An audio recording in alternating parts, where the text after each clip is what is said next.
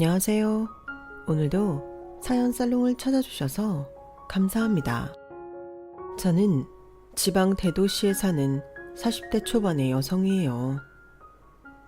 저는 20대 중반에 결혼을 해서 3년 정도 행복하게 살다가 그 뒤로 엄청나게 힘든 일을 겪고 지금에 이르렀는데요. 그건 바로 남편을 사고로 잃고 그 후에 닥친 경제적 어려움이 이전에 겪었던 것과는 비교할 수 없었기 때문이었어요.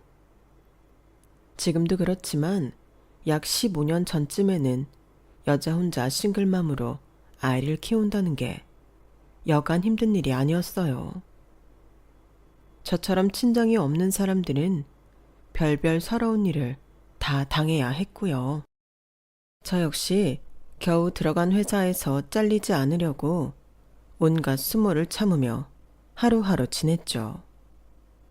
생각해보면 다 꿈같은 일이기는 한데 당시에는 앞으로 어떻게 될지 알 수도 없고 코앞에 닥친 일들이 너무나 힘들었기 때문에 희망적인 마음을 갖기 힘들었던 것 같아요. 그래도 이제 와서 돌이켜보니 아이와 둘이서 고생했던 기간은 아주 길지는 않았던 것 같아 감사할 따름이에요. 마치 그 시간을 지났기에 선물처럼 가족을 찾고 지금까지 별 탈 없이 잘 산 것 같아서 말이죠.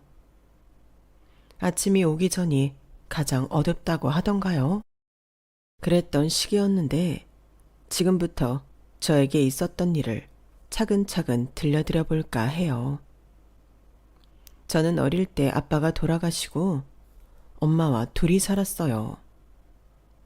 어찌된 일인지 아빠가 남겨주신 얼마간의 재산을 큰아버지가 갖고 있었는데 저도 왜 그랬는지는 자세히 모르겠어요. 아무튼 저희 모녀는 매달 큰아버지가 보내주는 생활비에 엄마가 식당 일을 해서 그럭저럭 먹고 살았어요.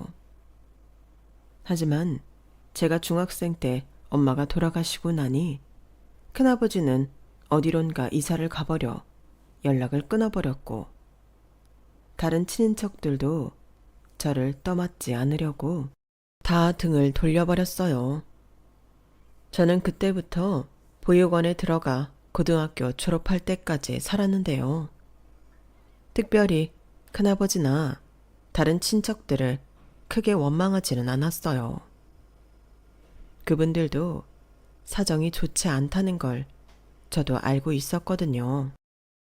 팍팍한 살림을 하는 집에 들어가 눈칫밥을 먹느니 차라리 시설에 들어와서 사는 게 낫다는 생각을 했었죠. 어쨌든 저는 좋은 쪽으로 생각하려고 노력한 것 같아요. 저는 고등학교 때부터 졸업 후 혼자 먹고 살기 위해 꽤 여러 종류의 자격증을 땄어요. 조리사 자격증에 베이커리 자격증, 사무직에 필요한 여러 자격증도 땄고 바리스타 자격증도 땄어요. 전산 세무회계 자격증도요. 성인이 되자마자는 바로 운전면허도 따고요. 나중에 택시 운전이라도 해야 하면 면허는 있어야 되잖아요. 고3 때 담임 선생님이 꽤 좋은 분이어서 저를 어느 회사에 소개해 주셨고 다행히도 저는 거기에서 격리 일을 하게 되었어요. 작은 회사였지만 일정한 수입이 생기고 혼자 지낼 수 있는 방까지 얻을 수 있어서 정말 행복해했던 기억이 있네요. 그렇게 거기서 몇 년을 일하다가 남편을 만나게 됐어요. 남편은 회사와 거래하는 공장 직원이었는데요. 어쩌다가 같이 회식을 하고 서로 마음이 맞아 이런저런 이야기를 나눠보니 남편도 부모님이 안 계시다는 걸 알게 됐어요. 남편은 자세한 이야기는 하지 않았지만 자기는 고아나 다름없이 컸다고 했고 저 역시 중학생 때부터 보육원에서 커서 그 말에 공감이 갔어요. 비슷한 처지에 있던 두 사람이니 꽤나 친근감을 느꼈고 저희는 얼마 안 가 사귀게 되었네요. 남편은 워낙 자상하고 따뜻해서 제가 먼저 결혼하자고 졸랐어요. 처음에는 당황한 것 같던 남편도 웃으며 이렇게 말했어요. 나도 결혼할 사람은 영주밖에 없다. 그러고 있었는데 형주도 나밖에 결혼할 사람 없다고 생각한 거야. 우리 천생연분 맞네. 천생연분이니 결혼해야지. 저희는 조촐하지만 주변에 많은 축복을 받으며 결혼을 했고 결혼 생활도 너무 행복했어요. 20대 때 가장 행복했던 건 지금 돌이켜봐도 그때였을 만큼요. 딸도 낳고 우리 부부 열심히 살며 아이 예쁘게 잘 키우는 거. 그거 하나 목표로 삼고 살던 어느 날이었어요. 2살인 딸아이를 어린이집에 데려다주고 저는 동네 빵집에 빵 만드는 알바를 하러 가는 길이었어요. 모르는 번호로 전화가 와서 의아해하며 전화를 받았는데 큰 병원 응급실이었어요. 김상우 씨가 남편분 되시나요? 핸드폰에 아내라고 되어 있는데요. 네, 맞아요. 제가 아내 되는 사람이에요. 그런데 누구세요? 여기 땡땡병원 응급실인데 좀 전에 김상우 씨 교통사고로 실려왔거든요. 지금 수술 들어가니까 얼른 병원으로 오세요. 어떻게 병원까지 갔는지 기억도 잘 나지 않네요. 정말 세상이 다 흔들리는 것 같은 충격 속에 응급실에 갔는데 병원에서는 남편은 아직도 수술 중이라며 기다리라고 했어요. 뇌를 다쳤다는데 어떻게 될지 모르겠다면서요. 다리에 힘이 풀려 주저앉으려는 몸에 억지로 힘을 주며 제가 알고 있는 모든 신에게 기도를 했어요. 하지만 야속하게도 남편은 수술 후 중환자실로 옮겨졌고 거기서 2달간 생사를 오가는 고비 속에 있었어요. 여보, 윤지 아빠, 제발 꼭 살아줘. 응? 우리 같이 윤지 부족함 없이 잘 키우자고 했잖아. 이제 우리 다른 걱정 없이 잘 살자고 했잖아. 제발 누구든 제 기도 좀 들어주세요. 우리 윤지 아빠 좀 살려주세요. 간절히 빌고 또 빌었지만 안 되는 일도 있더군요. 결국 남편은 저와 딸아이의 곁을 떠나고 말았어요. 남편이 가기 전 일주일 정도 약간 호전되는 듯 했었는데요. 그때 남편은 제 손을 꼭 붙잡았어요. 저는 그걸 잊지 못해요. 이제 와서 생각해보면 먼저 가게 돼서 미안해서였을지 모르겠네요. 저 역시 남편에게 아무 힘도 되어주지 못해 미안한 건 마찬가지였고요. 남편이 갔는데도 저도 남편도 부를 수 있는 친척은 없었어요. 남편 부모님은 남편의 친가가 엄청나게 반대하는 결혼을 했다고 해요. 친가의 괴롭힘에 남편 어머니가 견디지 못해 몰래 도망가기도 했고요.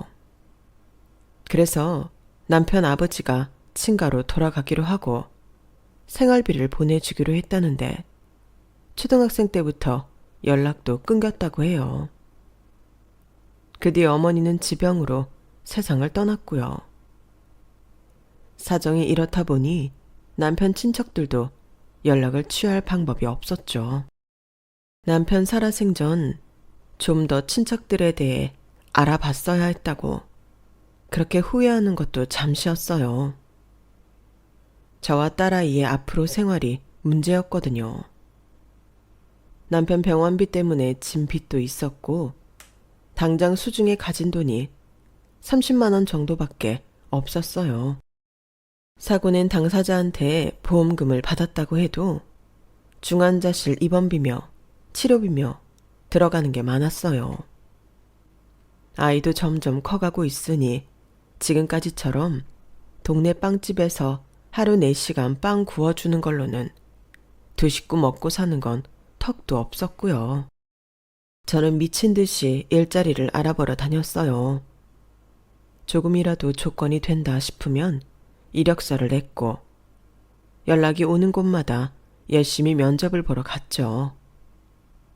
그렇게 몇 달을 고군분투하다가 한 의류회사 격리로 들어갔어요. 격리직은 제가 전에도 했던 일이었기 때문에 시스템을 익히고 프로그램에 익숙해지니 크게 어려운 일은 없더라고요. 하지만 특별히 일이 없는데도 정시에 퇴근을 못하게 막아서 저는 항상 아이를 어린이집에 마지막까지 놔둬야 했어요. 그게 딸한테 어찌나 미안했는지 늘 죄인이 된 기분이었어요. 사장님이 나이 좀 지긋한 사람이었고 아들이 상무를 달고 있는 회사였는데 말로는 우리는 한 가족이라고 뭐든 한 마음으로 하자며 늘 강조했어요. 그런데 알다시피 가족 같은 회사 정말 피곤하잖아요. 정말 가족 같죠. 예전에는 그런 식으로 직원들한테 부당한 일을 요구하는 회사들도 많았거든요. 물론 지금도 있는 것 같지만요. 아무튼 그래서 출근은 무조건 10분 전까지 해야 했고 퇴근은 제가 맡은 일이 끝나도 마음대로 가지도 못했어요.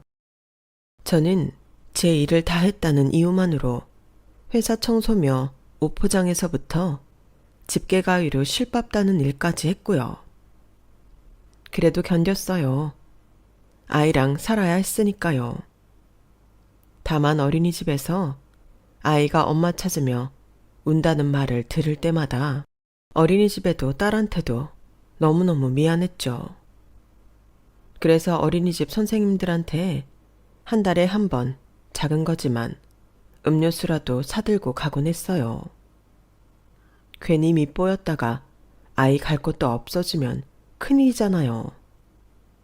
그러다가 한 번은 사장님이 자기 곧 큰 회사랑 회의가 있어 나가야 되는데 옷이 구겨졌다며 소리를 지르더라고요. 뭐라고 자기 아들한테 씩씩거리더니 갑자기 저를 부르더군요. 여기서 박영주 씨가 일 제일 빨리 하잖아. 그러니까 지금 재래시장 옷 파는 데 가서 땡땡 명품하고 똑같은 거 찾아서 사다가 싹 다려가지고 와. 옷 다린다고 세탁소 가지 말고 지하 공장에 내려가서 다려달라고 해. 회사에서 할 수 있는 거 괜히 돈 쓰지 말라고. 저기 내일이 저희 월급날이라서 오늘 할 일이 굉장히 많아요. 아, 누가 몰라. 내일 월급날인 거. 그러니까 빨리 다녀오라고. 그럼 재래시장 중에 어디로 가야 되는지만이라도 알려주세요. 그 명품 베낀 옷이 있을지 없을지도 모르는데 어떻게 찾겠어요. 아니, 그런 데 가서 명품 짝퉁 한 번도 안 사봤어? 거기 그런 데 있어. 가끔 명품 살짝 흠 있는 거 라벨 떼고 파는 집도 있다고. 아니, 얼마나 없이 살면 그런 옷도 안 샀어? 라며 빈정거리더니 그걸 또 직원들 앞에서 큰 소리로 말하며 저한테 창피를 주더라고요. 하지만 직원들도 사장이 돌아가면서 사람 무안하게 만들고 오만 창피 다 주니까 별 반응 없었어요. 오히려 저를 안 됐다는 눈빛으로 바라보기만 했죠. 저는 어쩔 수 없이 회사에서 차로 1시간 거리인 시장에 가서 사장이 말한 옷을 찾느라 땀을 뻘뻘 흘렸네요. 그 와중에도 자기 회의 늦다며 독촉 전화가 계속 왔고요. 저는 겨우 사장이 회의에 출발하는 시간에 맞춰 옷을 다려다가 바칠 수 있었고 사장은 고맙다는 말 한마디 안 했어요.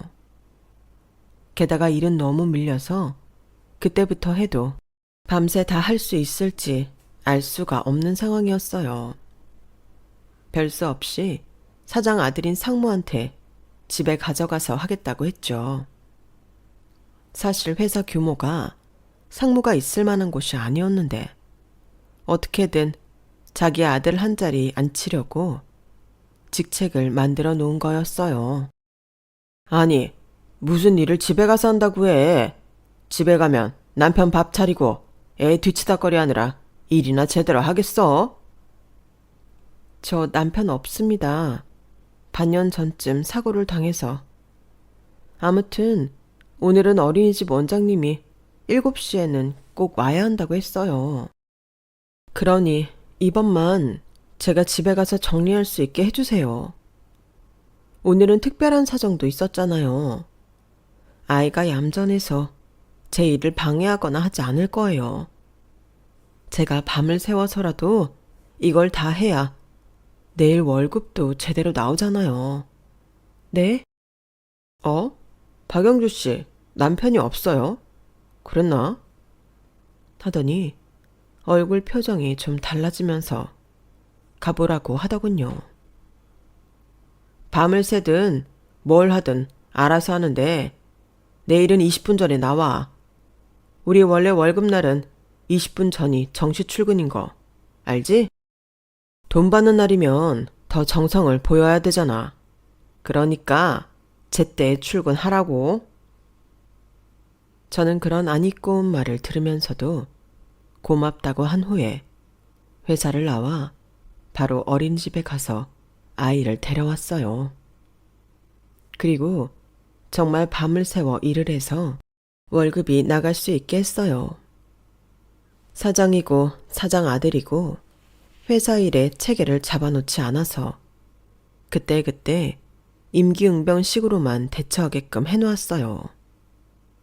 그래서 항상 월급날 전에는 저 혼자 전쟁을 치러야 했고요. 저는 회사에서 할 일을 집에 가서 했다고 사장한테 한 소리 들을 각오를 하고 30분이나 일찍 출근을 했어요. 사장하고 사장 아들은 원래 출근인 9시보다 1시간이나 늦게 출근했는데 의외로 사장이 저한테 엄청 친절하게 구는 거였어요. 박영주 씨, 일 싹 다 해왔네. 하여간 책임감 하나는 끝내준다니까. 어제 옷도 제대로 잘 사오고 수고 많았어. 무슨 일을 하든 칭찬 한 번을 안 하는 사람이었기에 얼떨떨했는데 덩달아 사장 아들까지 저한테 친절하게 굴었어요. 사장 아들은 은근 치근덕대는 게 기분 나쁠 정도였고요. 박영주 씨, 여자 혼자 살면서 애 키우기 참 힘들지? 앞으로는 간식 먹는 거 아무 때나 먹어도 되니까 눈치 보지 마. 이렇게 신경 쓸 게 많은데 숫자 다루는 일까지 하니 얼마나 노고가 커. 커피고 과자고 빵이고 마음 놓고 먹어. 이 회사는 간식 시간이 딱 정해져 있는데 그 시간 외에는 커피 한 잔도 마음 놓고 마시지 못했어요. 탕비실과 휴게실에 가는 것만 봐도 사장하고 사장 아들이 나와서 사람 편히 있지도 못하게 잔소리를 해댔거든요. 또 이렇게 노닥거리는 시간은 전부 월급에서 깐다는 소리까지 했으니 정해놓은 하루 20분 간식 시간 외에는 아무것도 먹을 수 없었어요. 그런데 저한테만 아주 특혜를 주겠다고 대놓고 말하는데 저는 어리둥절하기도 했고 사람들 보기도 민망하더라고요. 그러다가 저는 나이 좀 있는 직원한테 이야기를 듣게 됐는데 사장하고 사장 아들이 왜 그런지 알겠더라고요. 있잖아 영주 씨, 아무래도 저 사장 모자한테 걸린 것 같아. 네? 걸리다뇨? 뭘요? 전에도 한 명 있었어. 영주 씨처럼 젊은데 남편 잃고 여기서 일하던 사람. 저 윤동석 상무 마누라 도망갔잖아. 그게 벌써 언제야? 한 10년은 됐겠다. 그 후로 40 넘도록 재혼 못하고 애도 놓고 가서 애까지 떠안고 있거든. 그 애 키워줄 여자 찾는다고 두뇌 불을 켜는데 멀쩡한 정신 갖고 누가 저 집에 들어가겠어. 그러니 여기 들어온 여자 중에 만만한 사람 고르려고 하더라고. 전에 있던 직원도 아주 저 상무놈이 노골적으로 치근덕대서 결국 다른 회사로 옮겼는데 영주 씨도 그렇게 될까 걱정이야. 나 솔직히 영주 씨 일 잘해서 계속 있었으면 하거든. 하여간 저 사장 아들놈이 사단이야. 사장이 제일 나쁘지만 정말 어이가 없더군요. 그래서 제가 남편이 없다는 걸 알고는 집에서 일도 하게 해준 거고 갑자기 친절하게 하는 거였어요. 그 아버지의 그 아들이라고 어쩜 사람이 똑같이 토 나오는지요. 사장 아들은 그때부터 정말 노골적으로 제 손을 잡는다던가 어깨동무를 하기도 하고 집까지 데려다 주겠다고도 했어요. 저 혼자 잘만 갑니다. 여태껏 잘 다녔는데 누가 이렇게 신경 써주면 그게 더 부담돼요. 그러니 저 혼자 가겠습니다. 그러면 나랑 술 한잔 하고 가든가. 내가 저녁 같이 먹을 사람이 없어서 그래. 외로울 때 상사랑 함께 해주는 것도 직원의 도리라는 거야. 우리 아이가 어린이집에서 저 오는 것만 기다리고 있어요. 정말 죄송합니다. 직원의 도리는 제가 근무 시간에 하겠습니다. 근무 외의 시간에는 양해 부탁드려요. 제가 최대한 예의를 지켜 말했지만 사장 아들은 막무가내였어요. 어쩔 수 없이 그놈 손에 잡혀 식사 자리에 간 적이 2번 있네요. 자꾸 술을 권하고 치근덕거려서 2번째에는 참지 못하고 먼저 나왔는데 그때부터 저한테 계속 문자를 보내더라고요. 이런 식으로 나오면 재미없지, 박영주 씨. 지금 누구 덕에 먹고 사는데 말이야. 나한테 잘하면 그만큼 떨어지는 것도 있을 텐데 머리가 참 안 돌아가네. 사람이 깝깝하게 산다. 머리 좀 굴려서 생각해봐. 저는 더 이상 참을 수가 없었어요. 저는 고민 끝에 퇴사를 결정하고 단판을 짓기로 했어요. 다음 날 저는 퇴직서를 써서 회사에 갔죠. 그날따라 사장도 사장 아들도 오후 늦게나 출근을 하더군요. 그러더니 사장 아들이 저를 아예 사장실로 부르더라고요. 사장 앞에서 저한테 한마디 하려는 것 같았어요. 저도 만반의 준비를 하고 사장실로 들어갔죠. 사장은 차가운 표정으로 저를 쏘아보며 말했어요.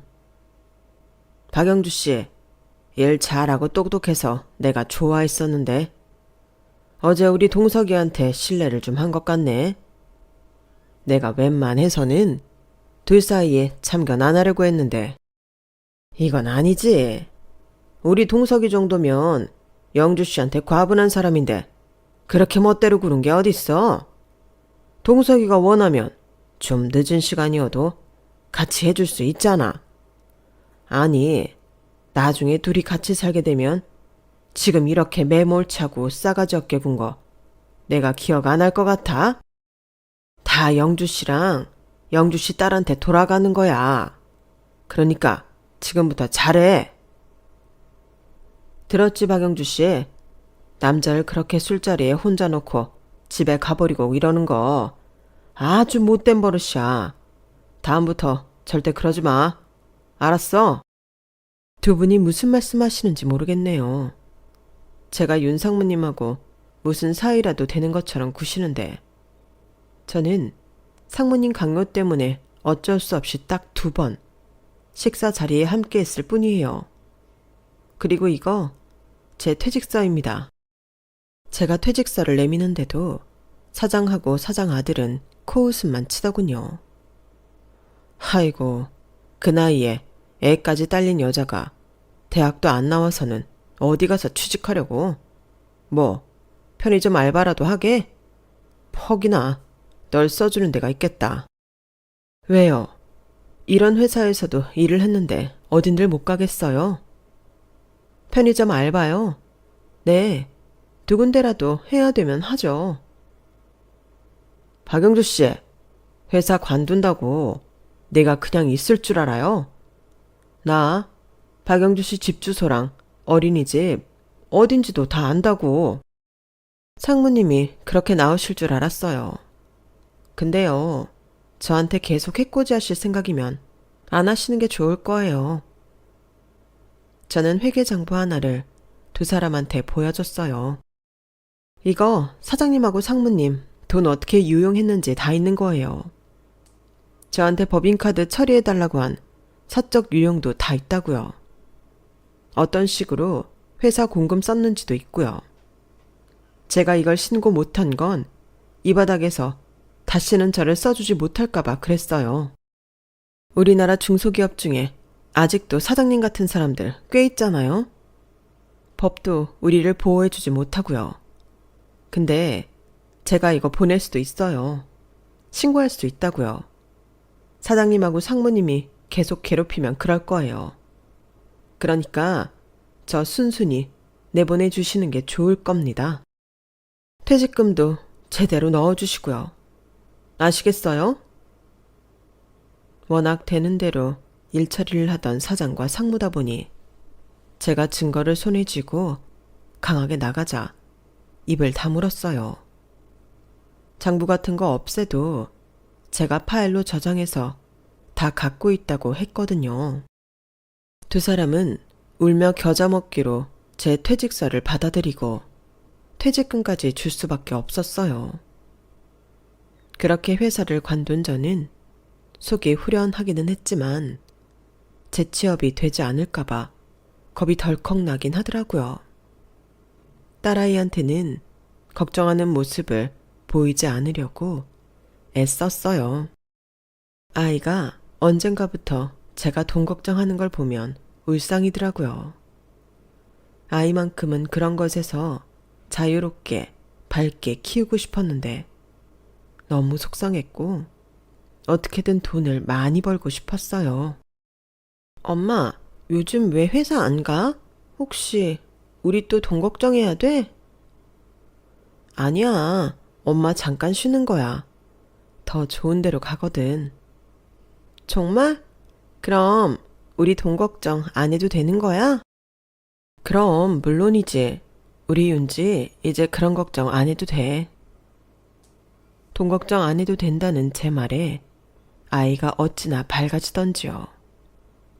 제가 아이한테 몹쓸 짓을 하고 있었구나 싶어 너무 미안하더라고요. 저는 필사적으로 다른 일자리를 찾아다녔어요. 그러다가 저희 지역에서 꽤 큰 부동산 개발회사에 격리자리가 났다는 공고를 보게 되었고 저는 죽이 되든 밥이 되든 해봐야겠다고 다짐했죠. 이력서를 내고 초조하게 연락을 기다리는데 다행히도 면접을 보러 오라는 통보가 왔어요. 그런데 면접 전날 어린이집에 누수가 생겨 물바다가 되는 일이 일어나고 말았어요. 어린이집은 수리 때문에 임시로 이틀 휴원을 한다고 했고 저는 아이를 맡길 곳이 없어지고 만 거죠. 저희 집 주변에 맡길 만큼 신뢰가 가는 사람도 없었고 어린이집 다른 학부모들한테도 연락하기가 어려웠어요. 일한다고 바쁜 워킹맘이라 다른 엄마들 얼굴도 거의 모르는 지경이니 친할 리가 없었죠. 갑자기 아이를 봐달라고 할 수 없었어요. 고민 끝에 저는 아이를 데리고 면접을 보러 갔어요. 면접이 있는 회사 건물을 들어서려는데 1층 건물 입구에서 웬 나이 지긋한 남자분이 청소를 하다 말고 우리 딸을 유심히 보더라고요.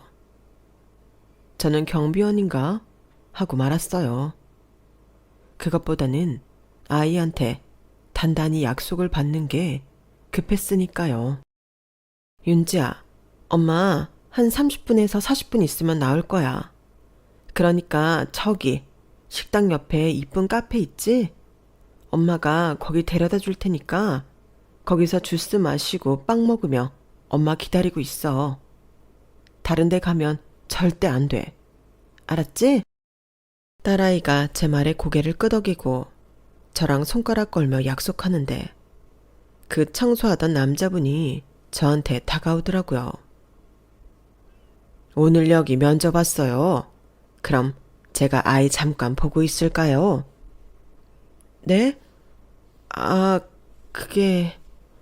저 말씀은 감사하지만 솔직히 처음 본 사람을, 그것도 남자한테 아이를 맡긴다는 게 조금 불편해서 어떻게 대답해야 할지 망설이는데 1층 경비실에 있던 제복 입은 경비원이 나와서 이러더군요. 저분 이 건물 사장님이세요. 건물주요. 그러니까 걱정 마세요. 저도 아이 보고 있을게요. 저는 그 말에 남자분을 다시 돌아보았어요. 이런 큰 건물을 갖고 계신 분이 이렇게 수수하게 차려입고 청소를 직접 하다니 뭔가 감동적이더라고요. 그럼 정말 죄송한데 잘 좀 부탁드릴게요. 제가 여기 9층에 면접을 보러 와서요. 끝나면 바로 올게요. 아, 9층 가요? 알았으니 잘 다녀와요. 남자분은 싱긋 웃으시더니 딸아이한테 손을 내밀며 카페로 갔어요. 자, 엄마 갔다 올 동안 우리는 맛있는 거 먹자. 저는 바로 시간에 맞춰 면접 장소로 갔고 나름 면접에서 큰 실수를 하지 않고 끝내고 돌아왔어요. 그리고 바로 아이를 찾으러 카페로 갔죠. 아이는 까르르 웃으면서 빵을 먹고 있었고 건물 사장님이라는 그분은 아이 목걸이를 손에 쥐고 있더라고요. 저기 감사했습니다. 저 끝나고 왔어요. 근데 그 목걸이 우리 윤지 거 아닌가요? 그러자 눈물이 그렁그렁한 남자분이 저를 쳐다보는데 저는 너무 깜짝 놀랐어요. 왜 울고 있는지 이해가 안 됐거든요. 이거 목걸이 아니잖아요. 금반지에 목줄 한 거잖아요. 네, 애 아빠가 사고로 떠났거든요.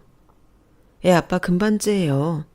돌반지라는데 아무리 먹고 살기 힘들어도 안 팔았대요. 그게 좀 추억이 있는 거라 그러더라고요. 아무렴요. 내가 우리 아들한테 해준 마지막 선물인데.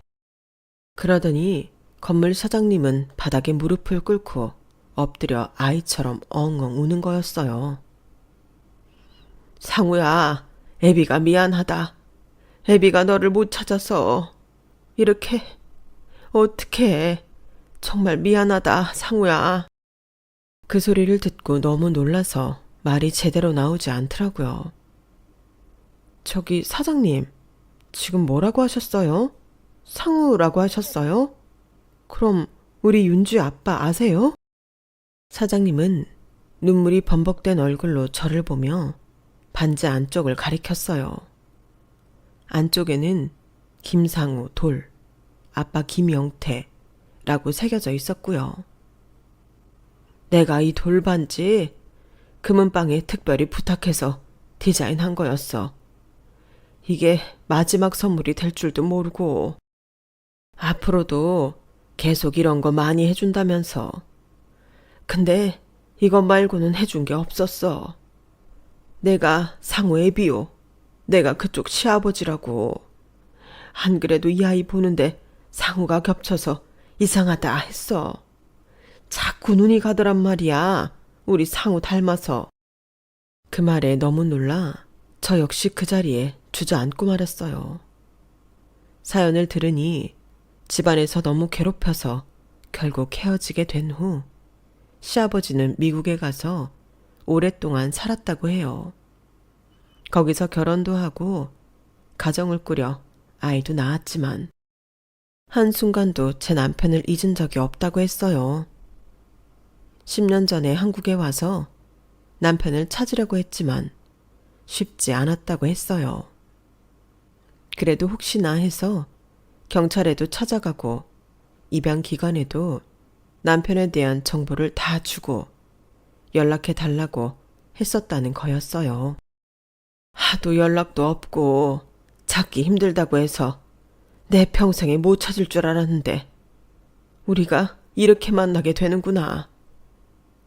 시아버지는 저와 딸아이 손을 붙잡고 놓지를 못하셨어요.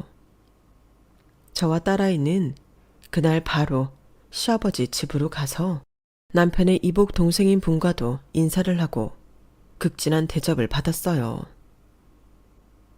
나도 마누라 죽고 다른 애들은 미국에서 살고 우리 정우하고 한국에서 살기로 했어. 오늘 네가 면접 본 회사가 우리 정우 회사다. 그런데 격리짜리라니 말도 안 된다. 내가 봐서 너한테 적당한 자리를 주도록 하마.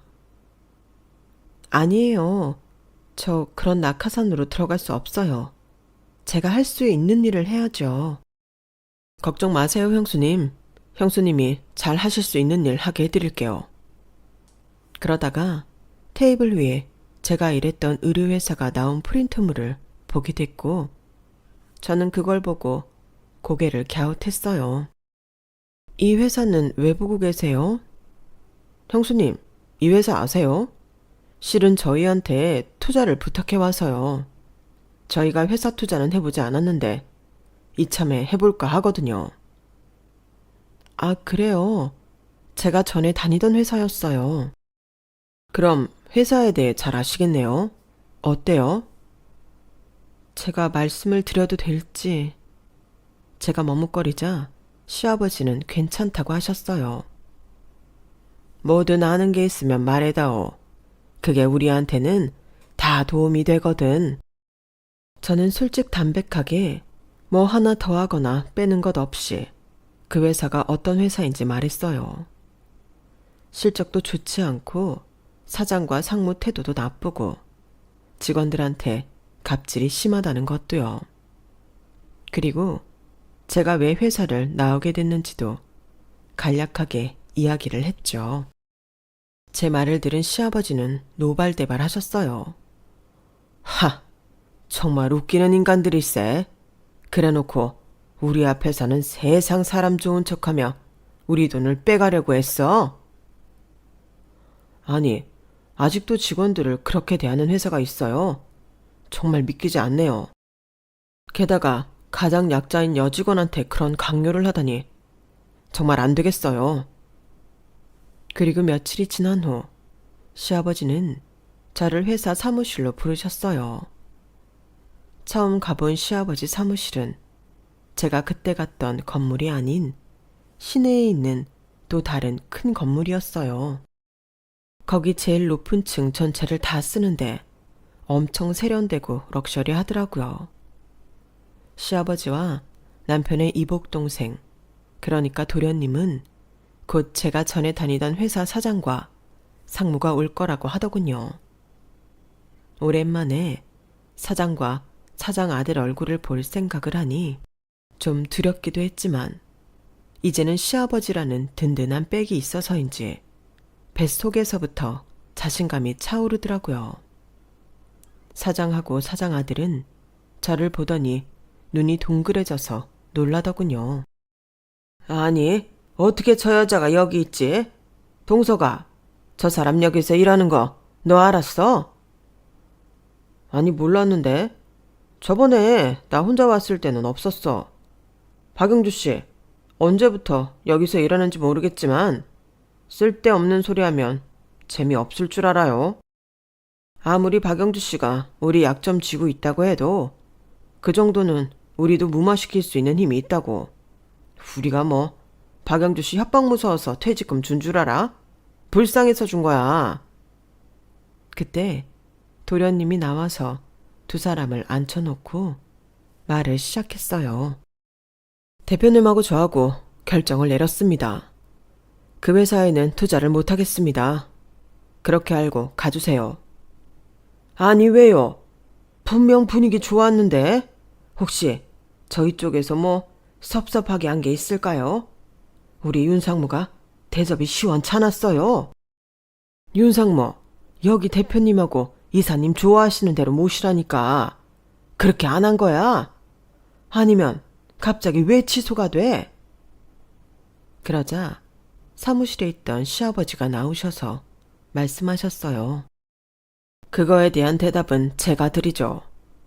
우리 며느리를 그렇게 괴롭히고 나중에는 아주 자기네 아들하고 사귀는 것처럼 이상하게 만들었다면서요. 게다가 다른 직원들한테도 아주 혹독하게 굴고 그래 갑질 심하다고. 며느리라뇨? 무슨 말씀이세요? 여기 앉아있는 박영주가 내 며느리요. 그 말에 사장하고 사장 아들 얼굴이 노래지더군요. 아니, 우리는 남편이 없고 혼자 힘들게 산대서 그런 줄만 알고.